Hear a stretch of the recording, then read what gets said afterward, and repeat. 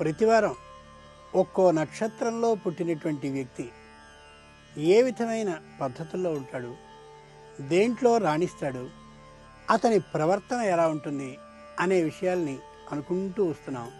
ఈ వారం మృగశిర నక్షత్ర జాతకులు ఏ విధంగా ఉంటారో వివరంగా చూద్దాం. ఇది దేవగణ నక్షత్రం, కుజగ్రహానికి చెందినటువంటిది. మృగశిర నక్షత్రం వాళ్ళు దైవభక్తి కలిగిన వాళ్ళు అవుతారు.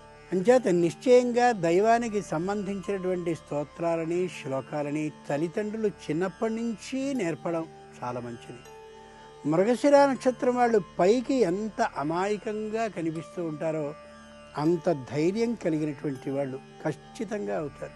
పైకి ఏమీ తెలియనటువంటి వాళ్ళుగా అందరినీ సలహాలని సూచనల్ని అడిగి తాము చేయదలుచుకున్నటువంటి ఒక ఆలోచనని అంతకు ముందే ఉన్నటువంటి దాన్ని ధైర్యంగా నిశ్చయంగా వాళ్ళు చేసుకుంటారు. అందులో అనుమానం ఏమాత్రం లేదు.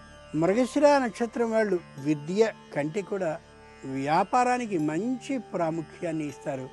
అనుక్షణం వ్యాపారంలో ఎక్కడ నష్టం వస్తుందో అనే భయంతో అడుగడుగు కూడా ఆచి తూచి వేస్తూ ఉంటారు. మృగశిర నక్షత్రంలో జాతకులు తొందరగా ఏమాత్రమూ నష్టపోరు. భార్యని బాగా ప్రేమిస్తారు. సంతానం అంటే ఎనలేనటువంటి ఇష్టం ఉంటుంది. వీళ్ళు ఎవరో ఒక స్వామిని లేదా ఎవరో ఒక వ్యక్తిని నమ్మి ఆ వ్యక్తి యొక్క అడుగుజాడల్లోనే వెడుతూ ఉంటారు. అయితే నమ్మకంగా ఏ విధమైనటువంటి ద్రోహాన్ని అవతలి వ్యక్తి నుంచి పొందేవాళ్ళు కాదు.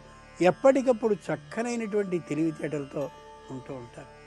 ప్రధానంగా మృగశిర నక్షత్రం వాళ్ళు ఆంజనేయ స్వామిని పూజించాలి, పగడాన్ని ధరించాలి.